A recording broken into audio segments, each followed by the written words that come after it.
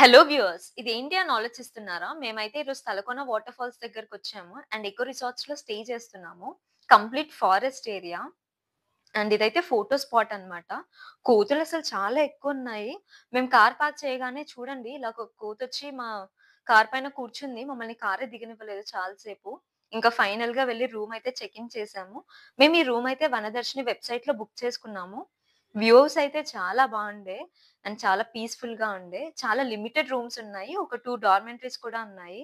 And ఇలా ప్రతి రూమ్‌కి గ్రిల్స్ అయితే చాలా ఉన్నాయి. బికాజ్ కోతులెక్కువ కదా! అందుకే సేఫ్టీ కోసం పెట్టారు.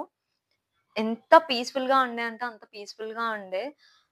చాలా డేస్ తర్వాత ఇలా కంప్లీట్‌గా ఫారెస్ట్‌లోనే స్పెండ్ చేయడం చాలా మంచిగా అనిపించింది. అండ్ మేము చాలా మెమోరీస్ గ్యాదర్ చేసుకున్నాము. యాక్చువల్లీ నేను ఒక లాంగ్ వీడియోనే పెడదాం అనుకున్నా. బట్ యాక్సిడెంటల్‌గా క్లిప్స్ డిలీట్ అయిపోయాయి. ఇంకా మెయిన్ వాటర్ ఫాల్స్ దగ్గరికైతే స్టార్ట్ అయిపోయాము. ఈ వాటర్ ఫాల్ అయితే తిరుపతి నుంచి ఒక 59 కిలోమీటర్స్ ఉంది. అండ్ ఇదైతే longest water fall in AP. 270 feets పైనుంచయితే పడుతుందంట.